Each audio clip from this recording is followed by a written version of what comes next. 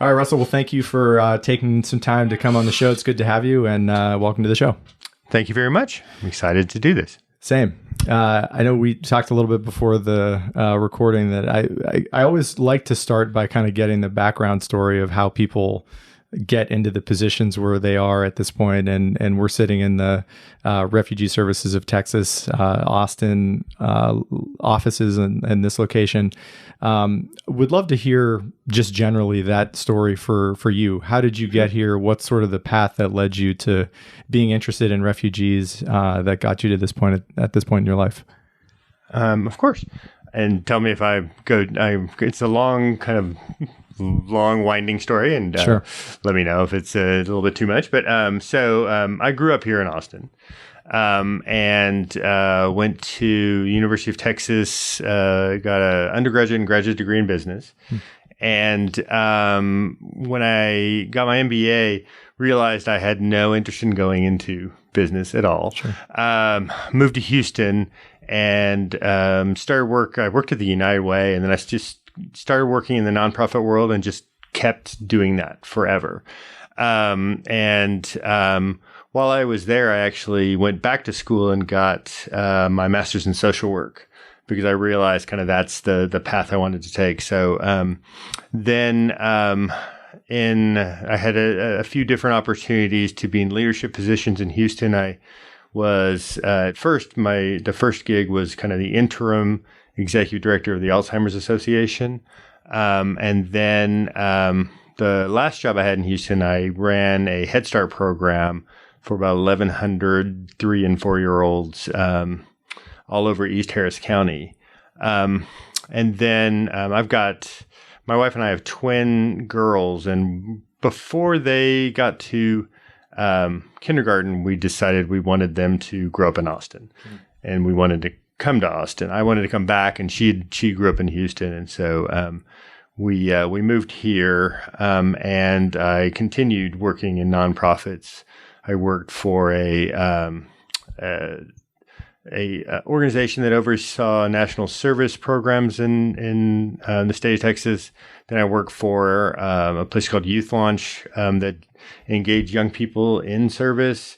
And the program you may have heard of, I was there when we started Urban Roots, which is kind of a farming program for inner city youth. From there, then I was the executive director of Austin Child Guidance Center that does mental health services for children and youth. And I was there for about 7.5 years. And, 2016, I realized after the election that, nobody was really fighting against funding for children's mental health, right? There was no institutional issues of like people saying, no, these kids with ADHD shouldn't get help, right? And so I felt like I was kind of on the sidelines. And I, like a lot of people after the election, wanted to find a way to get involved and kind of get into the fight.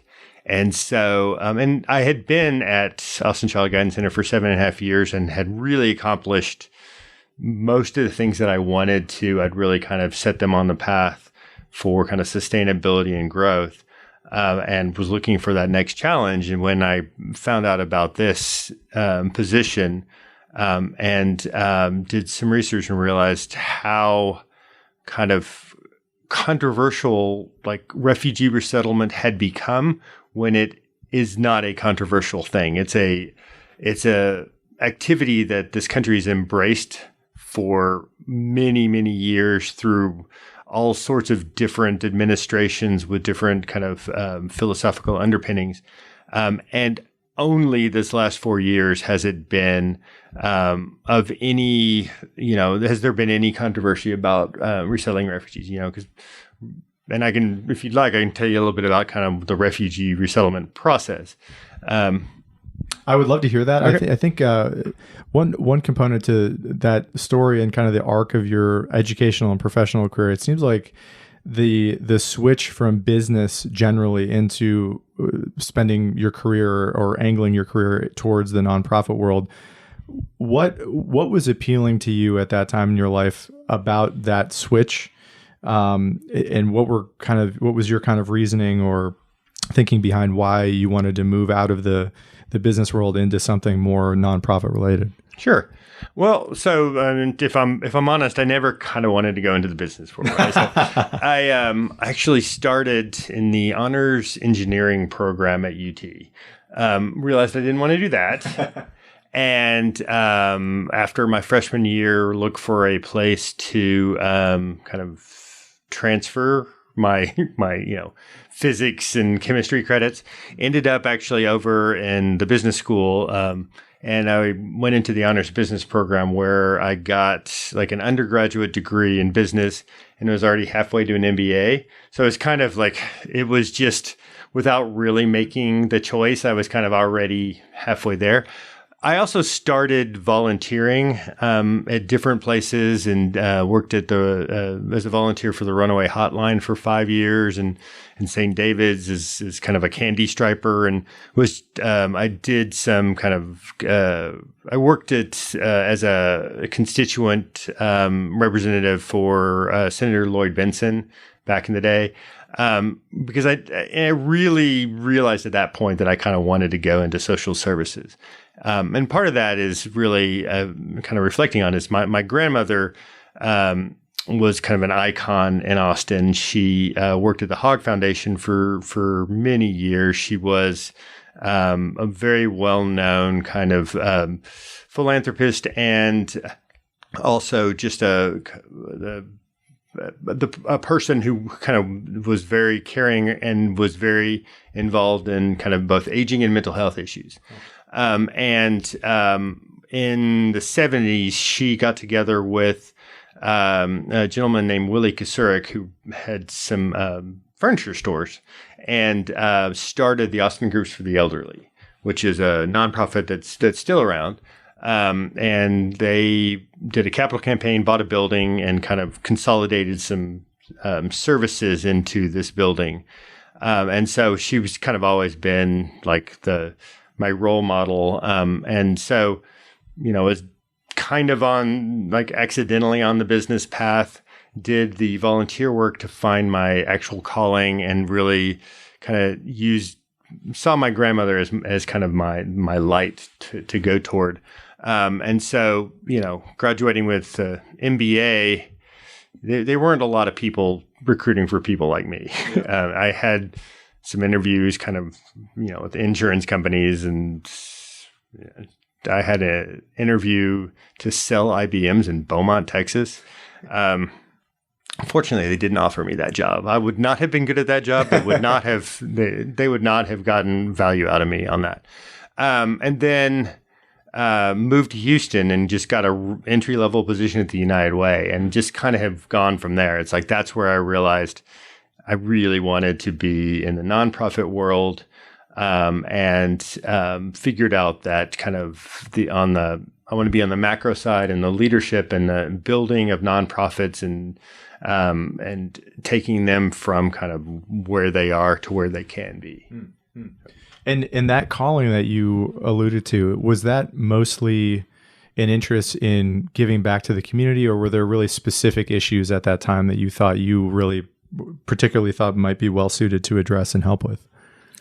It's a fine question, and it's like I've got a lot of friends who are kind of leaders of nonprofits, and I some of them have like a passion for a particular cause. I find that I'm often involved in causes that are children related, but that's not necessarily. I'm more kind of a process and a kind of systems person. I like growth and building systems and sustainability. I love the sector itself and just the health and human services, kind of from all different angles. I've been, from early childhood to Alzheimer's to refugee resettlement and children's mental health.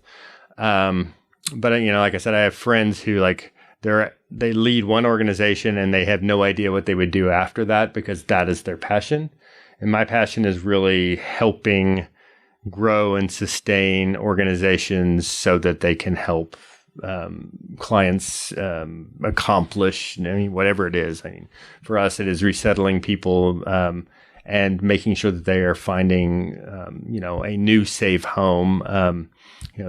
My last organization was Austin Child Guidance Center, and it was helping children, adolescents, and young adults access mental health services. Okay.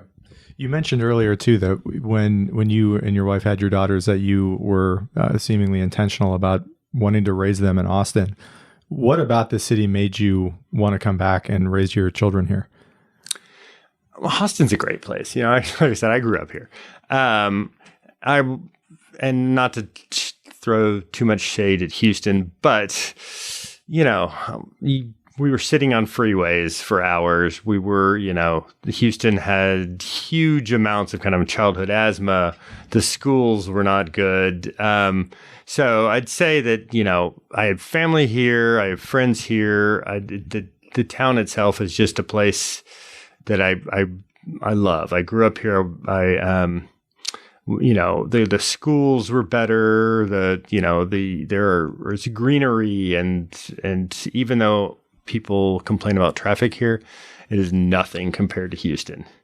And so, two things I joke is like I spent 15 years in Houston and I grew to not hate Houston. And then my wife and I talked about back and forth about where we wanted to move for a long time. For a long time, I wanted to either live in DC or San Francisco.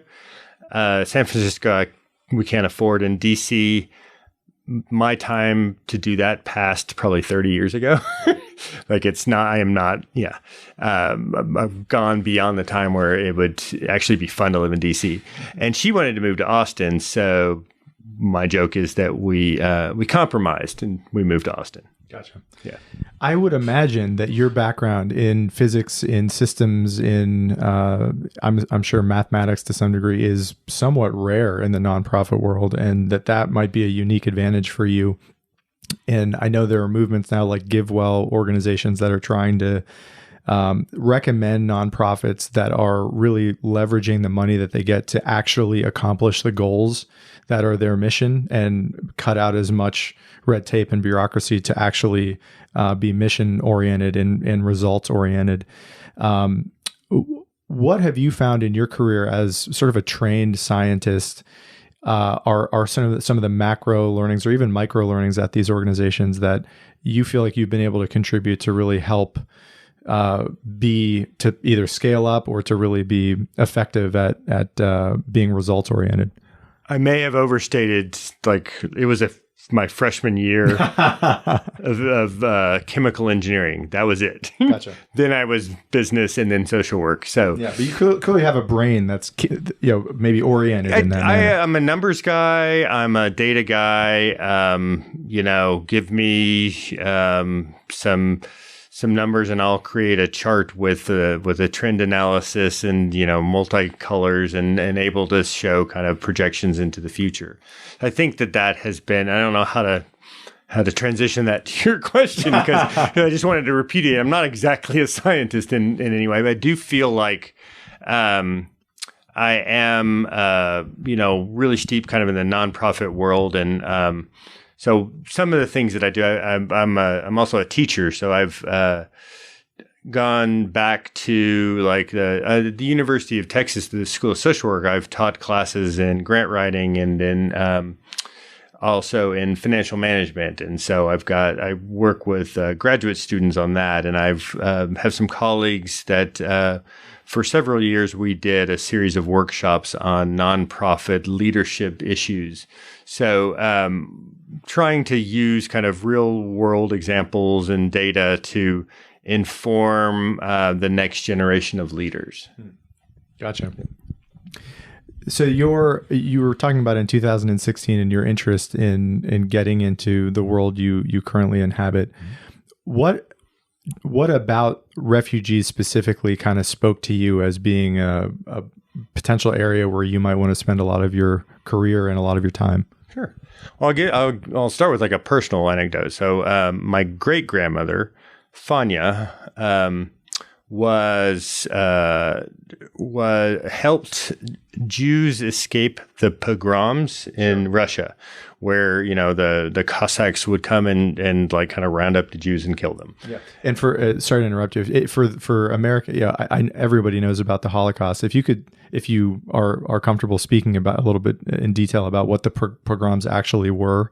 Yeah, I mean it was a Russian kind of.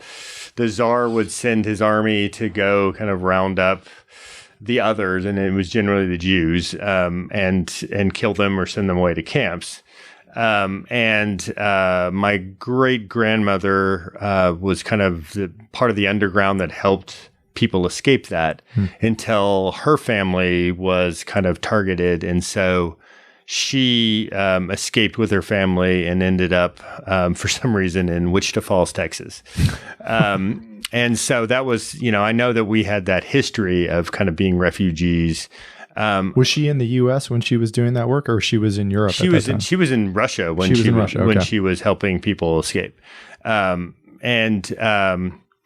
so, there's that kind of the personal history, but also just the idea of, the people that we work with, the people that we help are people that are displaced from their homes, that are, forced across a border because of war or violence, oppression, just the most awful circumstances. They end up in camps where they can live for, 2, 5, 10, 15 years. And then if all the stars align, they end up getting an opportunity to relocate to a third country, which, until recently, we took like the majority of those individuals, right? And so coming here and, not knowing the language, completely new, coming from, Democratic Republic of Congo to Amarillo, Texas, is a very huge culture shock, right? So the opportunity to help families kind of start anew was a tremendously appealing opportunity for me to help build an organization that supports families as they are getting a new opportunity after like some of the most horrible experiences you can imagine. Yeah. Yeah. Regarding the pogrom, just to Sure. add a little bit of color to that. So what was it about the Tsarist philosophy or outlook that targeted Jews during the pogroms specifically? And was your great grandma able to get out of there without physical harm or severe trauma? I don't know enough history to speak to the first question, but the second question, yes. Yeah, she got out. Gotcha. Yeah. You were mentioning earlier about, and I think you just alluded to this, about how the U.S., I believe, really historically has taken the preponderance of people who have fit into that category. Would love to hear you speak to that in terms of the history of the U.S.'s association with refugees in its history. Yeah. Sure. And so, if any kind of world conflict that you can think of, the refugee program is kind of associated with that, right? So, after the Vietnam War, there was a huge influx of kind of Vietnamese refugees. After World War II, there was a huge influx of Jews and of refugees fleeing from kind of the Nazis, or during World War II. We have a little bit of a spotted history of that. It took us a while to start kind of allowing Jews to come here. Even recently, so there was a big influx of Bosnian and Croatian refugees after kind of the former Yugoslavia broke up. As a matter of fact, one of my board members was a Bosnian refugee as a little girl and moved here during that conflict. And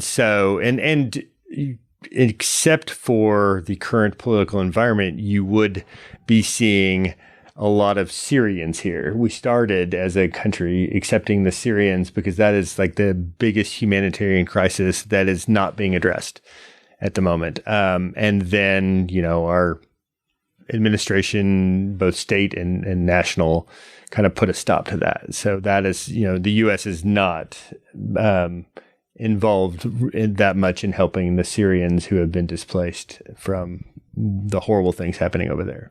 What is it about the U.S., do you think, that historically has led to that fact that it has been so open, generally speaking, with its spotted history, as you mentioned, periodically, to refugees coming here versus other places in the world? Sure.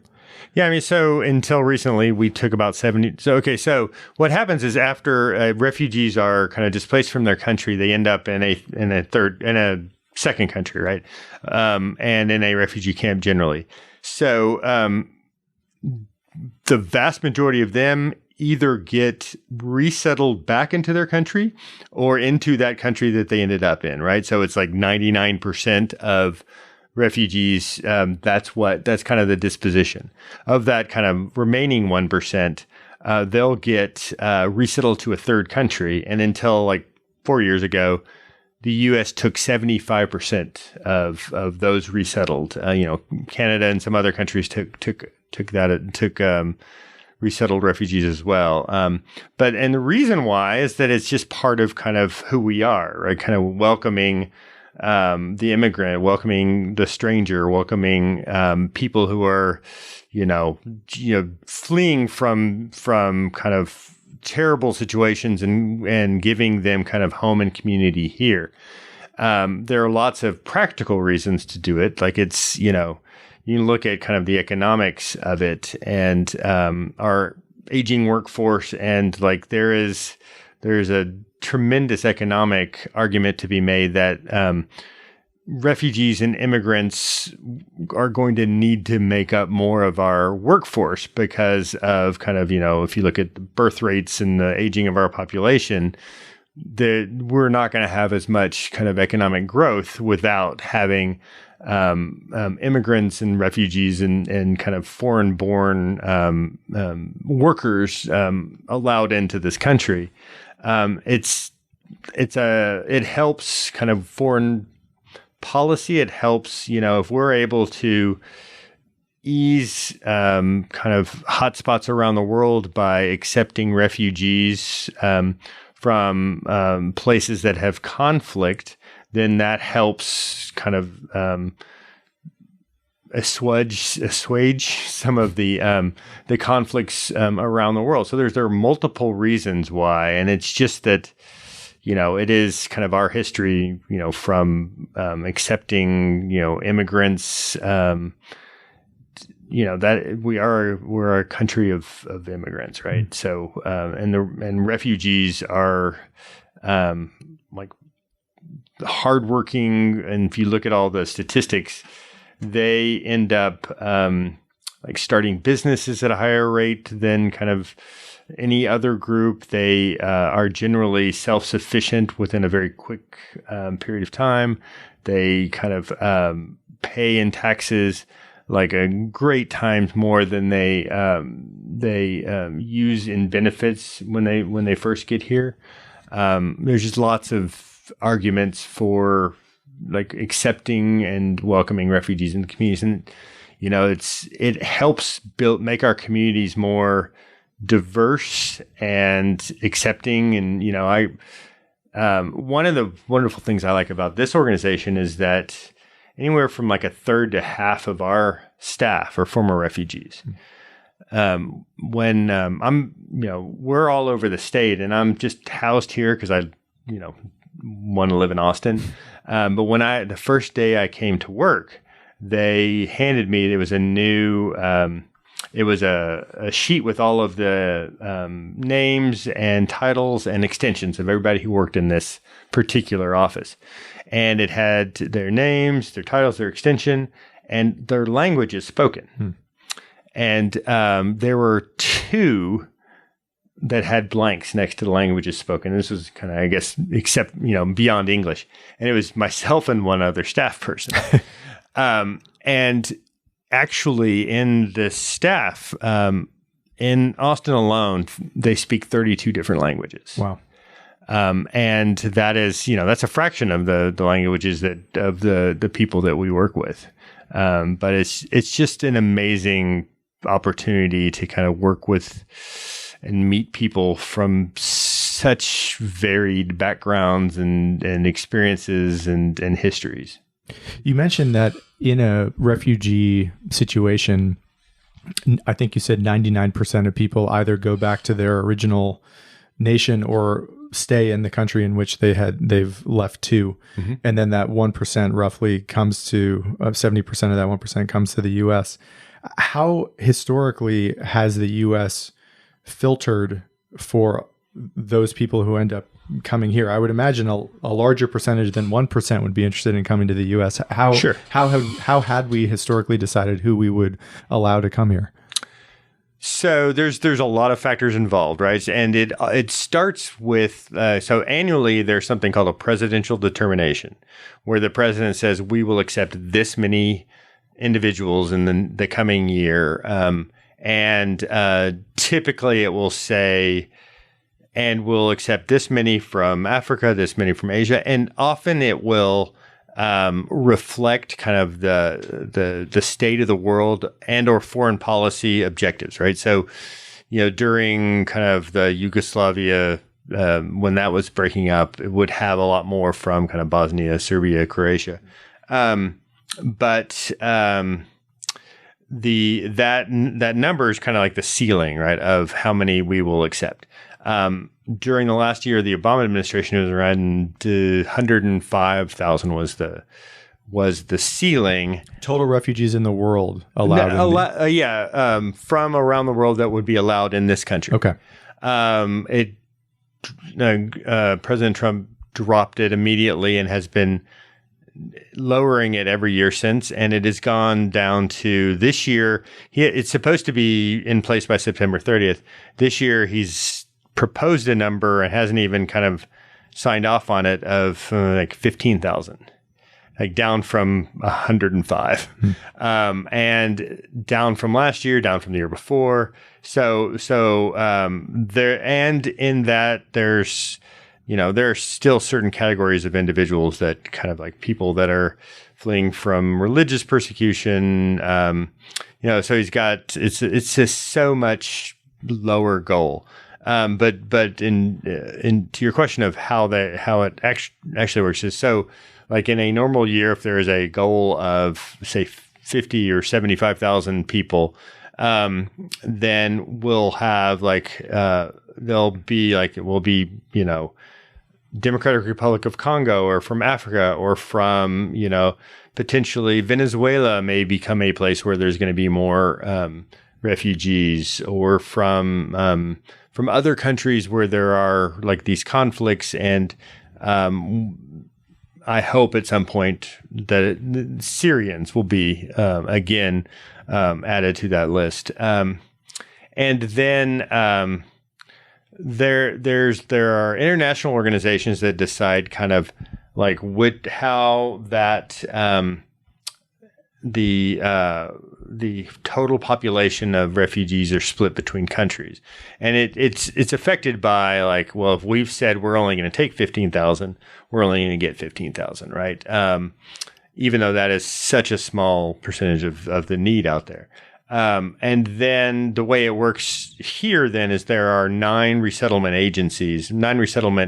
kind of large agencies like Church World Service and Lutheran Immigration and Refugee Services and International Rescue Committee. They get together and kind of look at who is been okayed to resettle, and then they'll make allocations based on kind of their partnerships with their kind of local agencies to say where this family will go. Oftentimes, like say if there's a family tie, so if somebody's like from Democratic Republic of Congo and their uncle or their husband or whatever has been resettled in Austin, they'll oftentimes come to Austin. So that will go through kind of that national agency, and then that name will be sent to us because we are at the moment the only agency resettling people in Austin.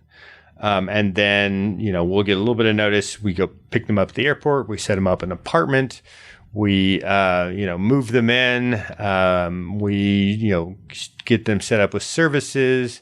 We, give them kind of employment services and ESL classes and whatever else they need to kind of get on their feet and get kind of set up here in the U.S. And so is it right that the president unilaterally has the authority to set that number, that ceiling number every single year, that's the right of the president of the United States? He is supposed to do it in consultation with Congress. In the last few years, that means he sends a quick note over saying, this is what I'm doing. And it's going, in a perfect world, the Congress has a say and has some sway in what that looks like. And I hope that comes to pass in the years to come. And actually, there have been there's some legislation that has been proposed that sets kind of a minimum for that ceiling at like 95,000, which is like the average ceiling of the years leading up to this past administration. And that way it gives a little bit more certainty to the resettlement world and to even the international community of like, we will take at least 95,000 people each year. We have the communities, we have the resources, we have the infrastructure to support at least that. So my hope is that we get back to that place. And I know we'll get back to that place because, except for this last 4 years, resettlement has been widely embraced by both parties. And let's say, I think you mentioned at the end in Obama's last year, the number was around 105,000 refugees that were going to be allowed in. Am I correct in understanding that baseline number is established, and then the president will sort of adjust the countries from which those people come based upon the needs of individual nations, given the circumstances of current events at that time? Right. Well, so his last determination likely had and that 105,000 will be 50,000 from here and 20,000 from here and 30,000 from there. And so it does include that, and it usually does have a direct connection to kind of what is going on in the world and where there are displaced individuals. And for many years, like the past several years, like a vast majority of the resettlement that we did were people from DRC, from the Democratic Republic of Congo, mainly because they're not Muslim and because there's a huge need. And so that was like the population that was able to kind of get through the screening processes and get to the U.S. and be resettled. There are different kind of legal definitions and legal statuses. So there's something called a special immigrant visa, which are individuals who helped the U.S., usually the U.S. military, from Iraq and Afghanistan. And for a long time, we were seeing a lot of Iraqis. That actually stopped with the travel ban, but we still are seeing a lot of Afghanis. In addition to refugee resettlement, we see the SIVs coming in, and we're getting we get a lot of Afghanis. We've gotten a lot of people from Democratic Republic of Congo. There's a couple of other countries, and that will change over time. Like I said, hopefully in a year or two, what we're seeing is a lot of Syrians. And hopefully in several years, there's not going to be as huge a need because some of it's been met, or maybe we've been able to help some of those places that are, where there's a lot of refugees from, maybe those hotspots around the world figure out ways to find peace and not kind of have this huge displacement of refugees. Sure. Yeah. And once the number is established and the countries are established and we have a rough idea of how many people we're going to be letting in from refugee settlement areas in the world, is there a list of people that are interested in seeking asylum in the United States that we then consult and make a determination who out of the list is going to come to the United States? How do we actually decide out of what I would imagine is a high demand, which people actually get let into the United States as refugees? Sure. And so, but real quick, so there's a difference between refugees and asylees. Okay. Right. And asylees are people who kind of come on their own and that has effectively been shut down here, right? Even people with kind of the credible threat of being harmed or killed in their home country, right? So, and that's, you'll see asylees a lot from like Central America that end up at our border and either they've been ending up in camps or being kind of, returned to Mexico or sent back to wherever, whatever country they came from, right? So, that's a very good point. I'm glad you brought that up. Yeah. I mean, it's a huge need. And actually, one of the things we've done in the last year, I talk about kind of what we've done to offset like our drop in resettlement is we've been working with other populations that are displaced. And so we've really leaned into helping people who are seeking asylum. But so your question was the refugees, like how do they get selected, right? So the refugees will it's a legal status and they apply to the UN. And they'll be granted refugee status. And to be able to be resettled here, there are so many hoops they have to jump through. They have to go through multiple background checks and interviews and, health screenings and then more safe, background checks and kind of going through the Department of Homeland Security. And then there's usually like a small window where like they've gone through all of these checks, their family's gone through all of these checks, things are ready. And then they said, okay, you can travel within this time period, right? And so then this family is ready to be resettled. Their names go to like this group of those 9 agencies and they decide, okay, well, where, have we resettled, we settled a lot in Texas or what agency should take these people on? Are they coming to live with other family, or is there a Bhutanese community in Abilene that we should, move them to if we can, right? So those kinds of things happen after they've gone through kind of the long screening process.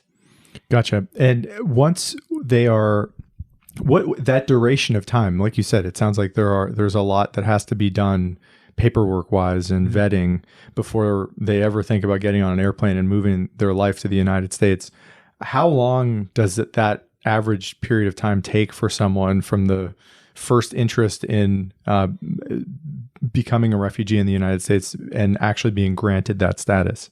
So I will have to look at my kind of the facts to I can give you what I think I remember. Sure. Is like on average I believe that people are in refugee camps 7 to 10 years, right? And the process is very slow and very difficult, and anything off can make you start over. For instance, there has been like a ban on actual air travel in the last several months because of COVID. So we're starting to see they're allowing people to get back on, into travel, but like they have to start a lot of things over again. There's also a U.S. agency, the USCRI, Citizen and Refugee. I don't know if I've got that acronym right. But they do what's called circuit rides, where they go and interview people who are seeking a refugee status in the U.S. And then they get kind of on the list to potentially be resettled. And those have stopped since COVID. And they were actually being, curtailed anyway because of the administration. Like, the administration has set up a lot of different roadblocks to stop, slow down, and just kind of eviscerate the refugee program. So there are fewer people that are considered in the pipeline. And then once you are in the pipeline, there are a lot of different things that have to happen until you get kind of certified to travel. And then you've got a short window of opportunity. And a lot of those windows have expired. And so it's, we have to see in the next several months what happens to the people who were certified but lost that window of opportunity, if they'll have to go back through all of the hoops again, which they probably will, and if they'll be able to resettle but just take a little bit longer time. You have seen, I'm sure, dozens or hundreds of people come into Central Texas, and they've been through that probably years of time before they're actually in the U.S. and moving their lives into America. What is that experience like for those people? I mean, this organization often is that olive branch that picks these people up from the airport as they've flown to Texas to start over again. I'm sure it's different for every family and every person, but what is, in your judgment, I would love to hear some of the stories about what it's like for the people who actually arrive here. Yeah, I would say it's both life-changing and completely bewildering. Right? I mean, you are moving from like your home country. You've been in a refugee camp displaced for maybe a decade, and you end up in Texas. And, and either in the heat or, as it is today, the cold of Austin. But it is, the ones, probably the ones I interact with most are our staff who have been former refugees. And they are like so happy to have kind of another chance, right? We celebrated a few months back. We have an individual here who of those 32 languages that he speaks 7. Wow. And he'd been working for a long time to get his wife here. And she was finally, it was a little bit before COVID, was able to travel and kind of reunite. It had been years, a couple of years since he'd seen her. So they're resilient and patient, and they're navigating like a completely new world, right? So we have things like bus orientation, right? So we'll take people and show them how to get on a bus and what to do and how to get off and how to, just basic kind of cultural skills, life skills. They're, as you can imagine, if you like moved to Democratic Republic of Congo, you'd have no idea how to navigate the world there. But if you were fleeing from a place where you feared for your life, then you'd be happy and bewildered at the same time. I mean, we've got one of my board members is he was on the High Court of, I think it's Bhutan, not Bhutan. I'm misremembering, but he was on the High Court of his country, and there were kind of government death squads going out killing judges, and so he took his family and they fled, ended up in a refugee camp, and then they were eventually resettled here. And actually, like the first thing that I did when after I was hired was there's a refugee World Refugee Days in June, and each year we have, except for during COVID, we have a gathering and a celebration, and there's a citizenship ceremony. And actually, before I started to work, I went to that in June of 2018, and he spoke at that, talking about his story and like kind of fleeing for his life and fearing for his family's life. And he spoke to, there's like 20 people getting their citizenship from, I think 15 or 16 different countries. It was just completely moving. I found out later that he works at a place called IACT, which is another organization in town that works with refugees.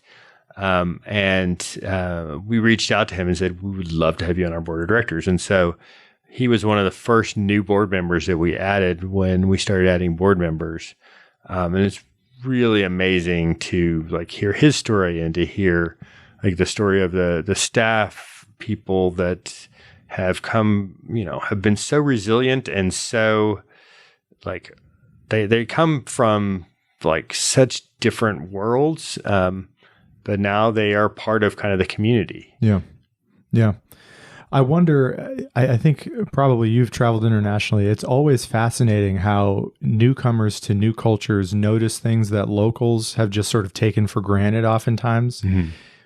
Are there any themes you notice of these people who arrive? You were mentioning about doing the sort of bus walkthrough about their experience in entering Austin and American culture generally that is consistently surprising or bewildering to them as to how we live and what daily life tends to be like around here? I don't know if I can give a quality answer to that. So I'm kind of more on the macro side, and I have less kind of daily interaction with the clients that we serve, especially now. I will say that like, when before COVID, I went out and did several of the kind of airport pickups and volunteered and do an apartment setup and all of that. And I'd love to, and like sat in on an ESL class. And so just watching a group of Congolese learning English and going through those lessons. So I don't know that I can give a quality answer to that. For sure. The different, I probably more tacos here than anywhere else. The people who get refugee status in the U.S. and arrive here is that a immediate, they receive an immediate right to be gainfully employed in the U.S. with a short path to citizenship? What are the immediate rights of people who land here? And there's an expectation of employment, right? So there's an expectation that they are self-sufficient fairly quickly. As a matter of fact, they're required to pay off the travel. Like we kind of loan them the travel to get here, and they have to pay that off. But part of that process is it's a kind of a long-term travel loan that they pay off and helps them establish credit, right? But they do generally, find employment. It's kind of like, but what you would imagine is, you got people coming here that are lawyers and have come from different, professions that end up getting kind of the first best job available, right? And oftentimes it's, working at hotels or restaurants, which has been difficult in COVID times. Like we had a pretty big resettlement community in Amarillo, and we hope to have it again because there are the two really big meatpacking plants there, right? And there's a lot of good jobs up there. They are, but they do get their I think it's within 2 years they're able to get their green card, and then 5 years they can get citizenship. And I can look up the numbers. I'm kind of quoting that off the top of my head. And I told you my medical problems earlier. They have that path toward citizenship, and there's a high percentage of them that take that and end up becoming citizens. Generally as soon as they can. But there is an expectation because our services, we'll provide them like mainly our services are intensive for the first 6 months, where we're helping with some financial assistance, but also services for kind of employment and case management and things like that. We have some services that can last up to 5 years. But the most intensive services where we're connecting them to services and helping them get, job skills and all of that are for the first 6 months that they've arrived here. Yeah. I would imagine the process and the persistence and resilience that's required to even end up here is selecting for people who have those qualities by nature and have the intelligence to know how to navigate that bureaucracy to get here and then have some of the personality traits that would make for a great citizen and a productive member of society. The jobs you were mentioning that the jobs that people generally take when they get here are in the restaurant industry. How have the refugees that you have seen adapted to the COVID environment? Are they having to get different types of jobs? Are they more unemployed than they normally are? How are they dealing with that? They're more unemployed. There's been a direct kind of financial effect. And so actually in the last 8 months or so, we've put a lot of our efforts into seeking out and accessing funds to help bridge financial difficulties for our families.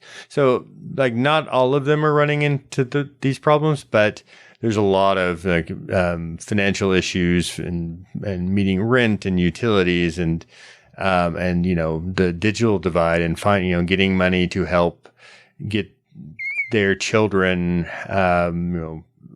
tablets and laptops to do kind of distance learning. Yeah, we're seeing that there is, they are often starting out in the service industry, and the service industry has been hit really hard. Yeah, yeah. I know you were mentioning some of the numbers of the number of refugees that were coming into the U.S. in the Obama years, and that you hope more Syrians will be let in the future. If you were king, or if you were the president, and you could set the numbers for how many people you think that the U.S. should be letting in per year, what do you think is reasonable for a country that's obviously pretty divided right now on issues of immigration and the nature of what it means to have a country? What in your mind seems like a reasonable number in terms of that that total? I think that there's a 95,000 number that has been put into legislation that I hope kind of keeps getting introduced until it passes as a minimum, with the ability to kind of ramp it up to help accommodate special needs, like if there are specific countries or conflicts that need kind of additional assistance. We clearly have the capacity to serve, a lot more than we do, right? And we were able to, we never got to the 95,000 cap, but we as a country had that ability, and can get there again pretty easily, because there are hundreds of agencies like us out there doing this. I mean, far fewer than there used to be, right? So the resettlement network has been pretty devastated over time. It will require some ramping up and some rebuilding. But this country, I think for kind of the diversity of our communities, for our workforce, for our kind of moral standing, I would, 95,000 to me is a minimum. Yeah. And we have the capability of doing that, right? We, in 2016, RST alone welcomed 2,500 people. Last year, it was down to 600, right? And that has been steadily declining. But we can do a lot more than 2,500. We resettle in the neighborhood of like 4% of every individual that comes to the United States comes through Refugee Services of Texas, right? And so, if, say we can do 5,000, then the country can do 25 times that, right? 125,000, right? Maybe I do have some science skills in there. and so, we're obviously sitting in the Austin office having this conversation. Tell me about the network of RST generally throughout Texas. Is where its biggest office is? Where is it plugging people into Texas? Yeah. So actually, Austin is now our biggest office. We started up in Dallas, and that is still, our second biggest office. But from Dallas, we expanded to Fort Worth. I don't know exactly the order, but Fort Worth, Houston, Amarillo, Austin, and then our latest site, we've got one down in Harlingen in the Rio Grande Valley. And that one actually kind of reflects the part of the diversity of what we've been, kind of the sustainability and diversity of populations that we've been serving. I talked about kind of the asylum seekers, but another really big area that we've gotten into over the last several years is services to survivors of trafficking. So we work with both international and domestic survivors of labor and sex trafficking. And we have, funding from both the federal and the state government to do that. And those programs are expanding all over the state. And there's a huge need there. And so our office down in the Rio Grande Valley, that's primarily the population that they work with, right? So each of our offices looks different based on the populations that they serve and kind of the communities that they're in. So in Austin, we have some survivors of trafficking. We do have a lot of resettlement activities here. In Houston, we have a pretty large program where we're helping unaccompanied children. Children who've been separated from their families, or people there was a big wave, a couple of big waves of kids who came to the border alone. So kind of helping them get services and connect in with family. We have immigration legal services. We call them low bono services. We provide them here in Austin and up in Dallas. And we're hoping to expand that because there's a big need for kind of accessible, affordable immigration services to these families. We also are, like I said, we've started working with asylum seekers. So just different populations in need. So as the resettlement numbers have gone down, we've been working with more survivors and working with more asylum seekers and more people that need immigration legal services. Gotcha. You were mentioning a little bit ago about how the financial component of this works, where RST provides some upfront costs to get the refugees into the U.S. and generally gets that money back and establishes some form of credit for the refugees. How does your team get the initial capital to front that money? And is it correct that the idea is that 100% of the money that you lend eventually will be repaid to the organization? Well, so let me correct that. I apologize for mischaracterizing that. So it is actually, there's a government, the money comes from the U.S. government that pays for the travel. And then the refugees kind of work directly with a particular, it's called ORR, the Office of Refugee Resettlement, and with travel loans. So we don't lend money for travel. But my point earlier was that refugees are required to pay back like their travel here. The money that we get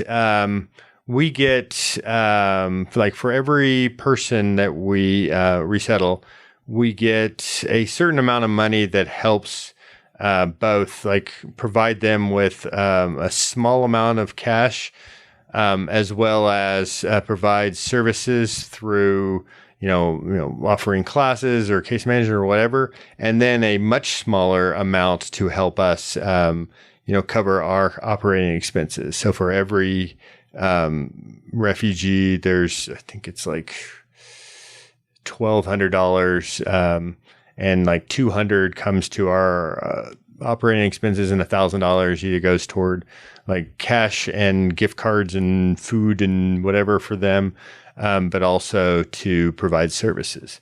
So that's how the money works, and it's why kind of our budget has shrunk over the years, because as our numbers go down, the funding goes down. Yeah. How in your, I think a lot of people in this town, their hearts go out to people who are on their way here and are interested in trying to help.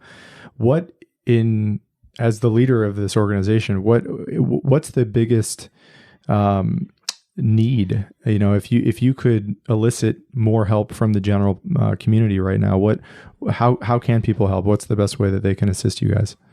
I think once we get beyond COVID time, I think there are amazing opportunities to volunteer. There are, and you said you done this yourself, like being on a welcome team. There's some amazing there, like a lot of faith like churches and other organizations that provide like a group of volunteers who will help greet family and set up an apartment and help them in their first few weeks while they're here.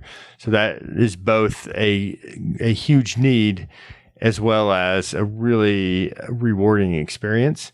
And as I said, resettlement is going to kick back up into high gear. And so like starting now to get into kind of the volunteer pipeline for when we're going to need a bunch of volunteers, I think would be great. As the CEO, I'll always say financial resources are always very useful. What I really love about this cause and this organization and just my community is that, every time something negative happens in kind of either from the administration or in the news, people step up. People, we get a bunch of volunteers, we get a bunch of donations, right?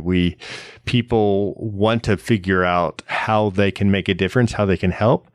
And that was kind of my theory when I was kind of coming into this is I know I need to do something, but I don't know what. And then this opportunity for this job came up and I'm like, that's my opportunity. I'm like, I want to make sure that other people see that. It's like, okay, here is a concrete place to make a difference. And people have done that. People have said, okay, this is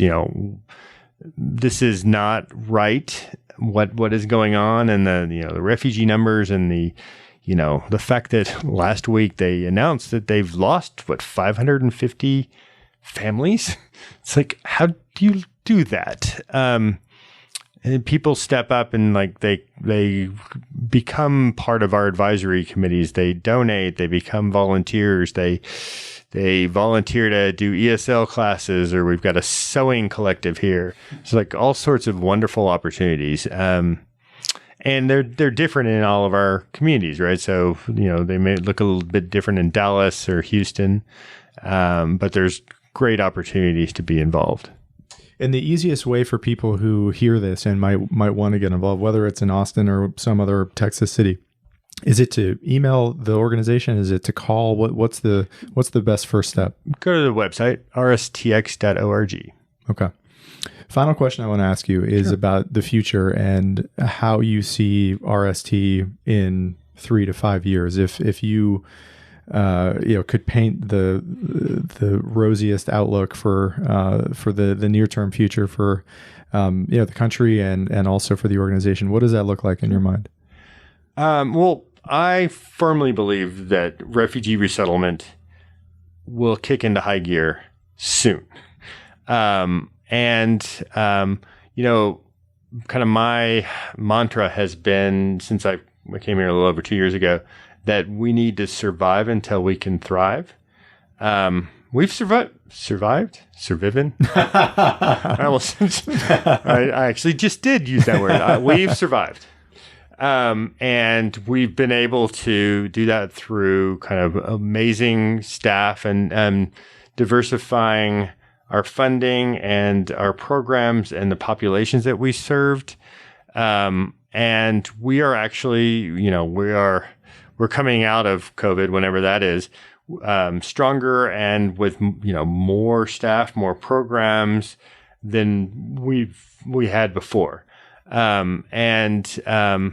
The reason why, we wanted to survive till we can thrive is that so many other agencies have gone under, right? So in Austin, Caritas was our sister agency in resettlement. Hopefully they'll be able to come back to it, but they stopped a couple of years ago.